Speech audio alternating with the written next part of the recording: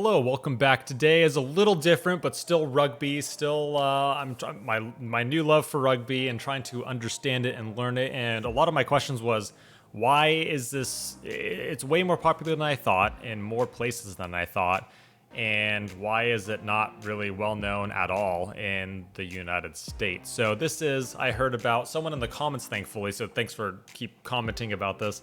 Major League Rugby here in the U.S. in the states of.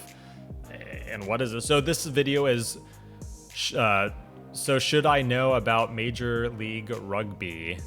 So, yeah, should I know about it? Is it growing? Is that like the main rugby league in the U.S.? We'll find out. But this is by Squidge Rugby. It's just beyond the usual tourneys and traditional rugby heartlands lie the sport's new frontier, Major League Rugby, MLR. So for the ambitious young U.S. league growing year on year, what should we all know about Major League Rugby, and why should we all care about rugby's awesome new outsider? So this would be, I mean, great. I would love to. I keep saying I want to go to a rugby game in real life. I've heard other comments saying there's leagues and around me like Los Angeles and San Diego. That's all around me, and I want to go to it. So let's see. What should I know about Major League Rugby? And this will be interesting because we normally watch anywhere in the UK, Europe, South Africa. I'm going to do another one on the highlights of it, but it was Japan in 2019, the World Cup of rugby, Japan versus Scotland, which is very exciting. And some people are saying it was one of the most exciting and fun to watch rugby games or rugby finals, rugby World Cups that they've ever seen. So I wanted to come here. I'm excited that's growing outside like Japan and hopefully Asia. And I want to grow here. So let's just jump in and see what this is all about. I mean, I hope it's not an embarrassment. I'm sorry, but this is this is what we got to work with here in the States. I don't think there's anything about life worth learning that you can't pick up from American teen movies. Sure, Sun Tzu might have had some wisdom to dispense, but until someone updates the Art of War to say whether or not you can just ask people why they're white, Karen, oh my god. I'll stand by Clueless, Heathers and Booksmart as seminal text, the seminal text on modern life. And yet, if teen movies have taught me anything, and considering I literally did a master's degree on them, I really hope they have, it's that nothing is quite as important as being yourself. And there is everything to be celebrated about being different. This is why I love Major League Rugby, an outcast sent to sit on their own at lunchtime. MLR is the oddball that doesn't quite fit in with the plastics of Europe, the theatre geeks of Super Rugby, or even the cool Asians in the top league. Its family don't quite get it. Cool older brother? Major League Soccer is currently applying to the cool colleges. Cousins, NHL and NBA barely know they exist, and American Rugby's dad, the NFL, who weirdly is younger than their son, looks down its nose patronisingly to our scrappy young hero. MLR. Yeah, that's very true. I mean, we don't know much about rugby. As you could tell, I feel like I know roughly some stuff about rugby. I've been to the UK and other parts of Europe, but you see a little bit of it, but not too much. And over here, you'll probably talk to quite a few people, honestly, that have no idea what rugby is even about. And I'm sure some people have never even heard of it. So that's how dominant, I guess, the other sports are. We have a lot of kind of main sports here, like baseball, American football, hockey is a big one, basketball. So those ones are just ginormous. Those are absolutely massive, and I think they kind of push aside some of the other ones. Golf is big here too. Tennis is fairly large, but yeah, not rugby, and not a lot of other sports that look way more fun. I'd much rather watch rugby. I wish it was here. I hope it grows here. I hope this is a thing. Is the perfect protagonist for a high-concept teen movie that nobody will ever seemingly let me make. Because approached from either a rugby or an American sports market perspective, MLR is weird. But in a kind of John Hughesy way that means actually, really, they're super hot, they're just wearing glasses. Set up to chase a golden goose that had already laid all its eggs, instead of the intended cross-Atlantic cash cow, after 2.5 seasons, MLR is blossoming into a kind of mad, explosive alternative to any other sporting entertainment. It helps that rugby itself is like someone crossed gridiron with thermite, but the league is unlike anything else. Their season might be over for now, but but with new teams sprouting up all the time and more high-profile players jumping across the pond all the time, it's worth exploring just why you should all be really, totally butt-crazy in love with MLR. The story of Major League Rugby is itself, once again, much like a teen movie. Nerdy girl, the United States of America, was convinced the oh-so-dreamy prospect of professional rugby didn't know they existed. Until, out of nowhere, in 2015, he asked her to the prom. And before the US can even consider whether it's too good to be true, pro rugby begins. Now, pro rugby was the bonkers brainchild of a former bonds trader named Douglas Schroninger. And that name proved proficient because this was a league that was never dead nor alive. Schroninger had scarcely heard the word ruck in his life until he happened to watch a match at the 2015 World Cup in London whilst on #business. And as 80,000 people screamed at the referee, Schroninger, who I presume is a cartoon oil baron, that's how he pictures it in my head, had dollar signs flash from his eyes. The American public didn't know it yet, but they needed rugby. And they pay so much for the privilege of finding out. And so, 1 year and 1 copy of Rugby Union for Dummies later, Schroninger is ploughing what ended up being around $6 million of his own money into starting the USA's first pro rugby league. Except the moment the USA arrived at prom, she realised it should have been obvious. Schroninger might have been well-meaning, but as they entered the building, down poured the buckets of blood. Pro rugby lasted 1 season before falling into an enormous and litigious mess. Of course. A disagreement between Schroninger and USA Rugby underpinning the first season, a kind of ugly undercurrent. Everyone avoided to focus on the fact that players were actually being paid to play like full-time rugby in America. It was actually happening, but given an off-season in which to just focus on that and not have rugby being played, Schroninger went for some extreme brinksmanship tactics, terminating the contracts of every single player in the league because the national governing body refused to grant him exclusive rights to operate a pro league in America. Everything fell apart, and because it's the USA, the legal case is still not over. Yeah, however, it's going to go on for years. Pro rugby beyond. ultimately proved to be the Mockingjay moment. That autumn, having seen what might be possible, clubs began to gather and discuss amongst themselves the foundation of a new league, learning from the mistakes of their predecessor. And so, just 10 months on from the first match in that first league, from its ashes emerges Major League Rugby, the league on fire. I mean, that's a good sign. I mean, for what was it? Did they say 9 months, 10 months after? That means there was people were seeing the potential of a league, a real legit rugby league in the United States growing, and there's people behind it. There's a kind of a little spark, a little movement behind rugby. So that's a good sign so far. There's a callback. 6 of the 7 teams who would compete in their opening season a year later were in place, with the one addition being a new specially created franchise. And so the league begins. Now, Major League Rugby has 2 basic purposes. 1, to grow rugby in the USA, both financially and culturally. Unlike pro rugby, there are no ambitions to overthrow the NBA or change the NFL's tagline to America's forward pastime, but just to turn rugby into a game that families in Kentucky or Maine might go to watch on a Sunday. The idea is to make rugby a legitimate sport in the US, rather than to make rugby the biggest sport in the US. And this then has a knock-on effect on the second purpose, which is to develop talent for the national team, the USA Eagles. Unlike sock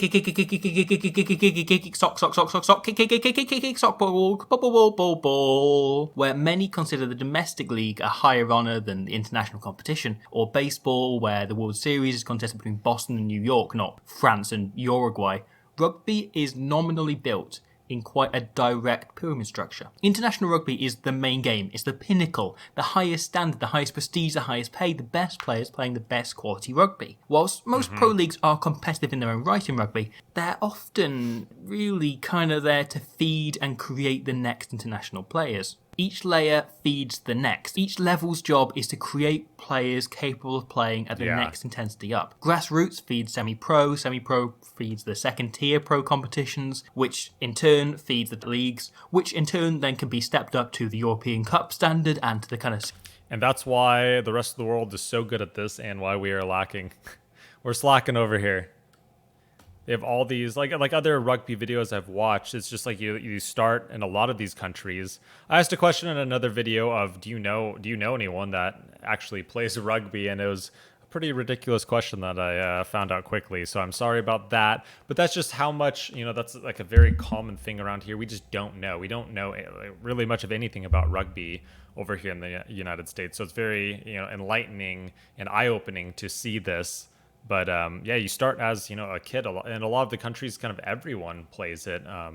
In some countries, that's kind of how you start, and then these people grow, and they go into these leagues, these different areas of these countries, and they just kind of work their way up this tier list. Whereas here, it's just kind of like, let's start rugby. Let's get some people to play it. Playoff standard, which eventually then feeds into test matches, which can then be taken one step further into World Cups, and then you also have kind of the World Cup semi and final and Lion Series matches. It's a linear system, and as a player, you normally work your way up or down. There are no real lateral moves, and beyond the age of about 19, you rarely see players jumping more than one step at a time. However, there's one key exception to that pyramid, because Major League Rugby looks at this structure and laughs. Like Glenn Frey in 1971, the eventual goal is still to create eagles, but otherwise, MLR exists simultaneously on every single point of this pyramid. MLR is every member of the Breakfast Club at once. Whilst the Premiership might have moments of mistakes, you can watch 30 seconds of Major League Rugby and see every possible variation of the sport imaginable. In one patch of the play, the standard goes from a chuck about in the park to the World Cup final. It's brilliant. The worst pass you've ever seen might result in a spellbinding moment of genius. A kick 30 metres off target might lead to the most acrobatic, beautiful bit of skill. You'll see it on any pitch in any sport all year. MLR is openly and wonderfully mad. Whereas other leagues have established styles, MLR is just as likely to show the unapologetic flair of Super Rugby, the uninhibited risk-taking of the Pro 14, or the genuine cannibalism of the Pro Duh.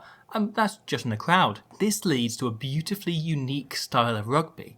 The closest thing is probably really the women's Six Nations, in that offence is far more consistently elite standard than defence. Teams tend to organise as per the top flight sides you'll see in Test Rugby, but play is slightly more instinctive. Defences aren't nearly as quick as they are in Europe, so players are given an extra half second to make decisions. And just look what a true world-class player can do with that time. Marnonu might not be on a stricter diet as he was with the All Blacks, but he has such vision. It's incredible to watch him tear things up, spotting space others couldn't even see. Kicking tactics are fairly old school in that they either tend to be attack-minded chips and grubbers, or a traditional kind of sacrifice of possession for territory, rather than the more modern approach, which is basing it around chasing and momentum, of hanging a high ball and telling your winger to go and make fetch happen. Breakdowns tend to be won quickly or stood off entirely. Former England skipper Chris Robshaw is headed over partly because he's a big name and a handsome lad, but he's exactly the kind of player MLR is very light on. Irritants who slow opposition ball and make life difficult as possible for the opposition 9. I recognise that sentence probably makes no sense if you're a rugby outsider and kind of watching this to get a background on this new league you're thinking about maybe watching.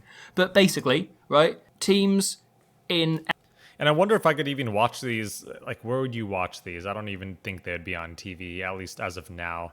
Maybe, possibly, but maybe they live stream them? Let me know if you know, because that would be fun. I need a team. I need a local team to get into. This is fresh. This is all new to me. MLR tend to retain their own possession unless they make a handling error or kick it away. More often in a lot of other leagues, there are some players who are experts in making that far less simple. One such man is headed over the league next season. Because that's what an MLR squad looks like. Teams are made up of an equal mix of world-class, worldwide stars of the game and normal working dudes who spent the last few years driving themselves across state lines to play each weekend in what was considered a local derby. There's a novelty to it that's unlike anything else. MLR is a vivid, magical dream where a 90-cap All Black centre partner is a conspiracy theorist who used to work in a shoe shop. It's a league where Tendai Tarariwa, one of the best props of all time, follows up causing literal chaos in the World Cup, the actual World Cup final, by being eaten alive by a part-timer. Look at this step by teacher and part-time juggler Danny Collins. He's beating Marnonu, all-time great double World Cup winner. That's crazy. Marnonu. Marnonu's being turned inside out by a forgotten Al Pacino film. Because that's the best thing about MLR. On every front, it has to be seen to be relieved. I could tell you, right now, that I am a huge fan of the Denver Loglines and their starting halfback combination of Francois Pastel and Mikey Johnson III. I'm not. They don't exist. Yet if I told you they'd formed a deadly partnership with Argentina legend Felipe Contapomio last year, you'd honestly believe it. I could tell you that Atlanta have a winger called Harley Davidson, and not even that would be too far, because it's true. My name's Harley Davidson, and I play wing with the Glendale Raptors. There's a winger Davidson playing for Atlanta called Harley Davidson. No, it's not like the prop called Ferrari who plays for Italy. No, the quickest player is called Harley Davidson. MLR has a winger called Harley. Come on, you can't not love this. If you're new to rugby, chances are little of this will mean anything to you. But trust me when I say the joy is infectious. There's still the old teething problem. The match presentation obviously doesn't have the budget of the coverage in Europe, and crowds may not match up to Friday Night Lights. But yeah, that's the one thing too. It's like you could see how unfortunately not popular or known rugby is. I think it's just a lot of it is it's just not even known. It's not, people don't know about it. People don't know the rules. It's not around them, so they're not interested in it. They don't know anyone. We won't know anyone that plays or has ever played rugby, it seems like. And you could see from the crowd sizes, or lack thereof, crowd sizes, in these very small stadiums, it's just not overly popular. But since it started so recently, it kind of gives me hope. If it sticks around for a couple more years, I think it's just going to grow slowly but surely, and kind of that compounding, that snowball effect, I hope. And once again, I want to see where I could kind of watch these live. Like, I'm between LA and San Diego, and apparently both have teams. I'm sure there's other teams, like I think I saw Seattle and stuff like that. So, but it's just, I want to give it a shot. Fun. Major League Rugby is the oddball nobody who moved here from another school and is often ignored or picked on unfairly. But really? Scratch beneath the surface and they're the coolest, wisest, funniest kid in school. Rough around the edges and still a work in progress, but this kid could teach Sun Tzu a few things, and not just about like skateboarding or iPhones. Major League Rugby doesn't return until early next year, but there's no way this wonderful, weird kid should be allowed to sit alone at lunchtimes anymore. I hope not. Thank you for watching that. I hope you enjoyed it. I am going to pick this up and do a video on the actual teams and MLR, the actual... Yeah, so that was good. Yeah, that was very good.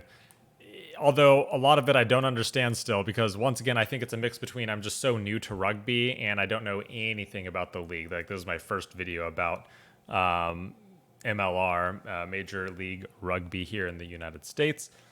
I need to see how it's doing. I mean, maybe basic things of like how many people are viewing it. Is it going up? Did it grow?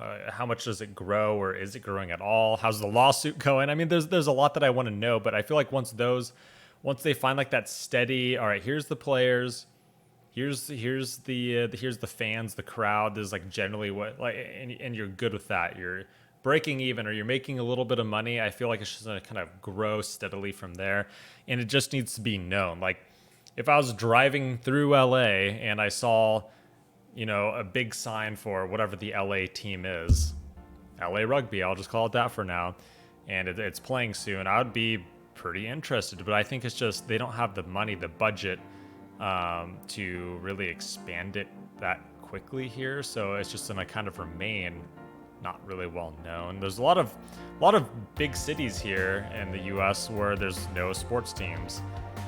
So they could definitely find, I think they could find a niche for sure that would make this grow, especially if they focused on those little target areas, the smaller yet still big communities, and just grow from there, because I really hope they do, and I think it is here, and I'm glad they actually started, what was it, in like 2015, and the new season, I'm assuming it's on by now, so let me know if you know anything more, where to even watch this, and I want to give it a shot. I need to find a team and be proud of my little rugby startup here in the U.S. for Major League Rugby, or if there's any other rugby league that's here. So let me know what you think. This is probably very little from what I've seen. Very, very small production we got going here, but I hope it grows. And until next time, thanks for watching. Get me more information on this.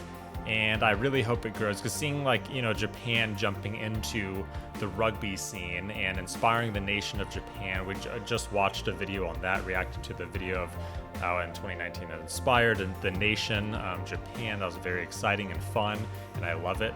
I hope it slowly gains speed here and starts blooming, starts becoming a thing in the US, because I'd love to have that same feeling and joy for my country or my team that Japan did and every country has previously, and you do for your country. So until next time, thanks for watching, and let's play and watch more rugby. Let's do this thing. Have a good day.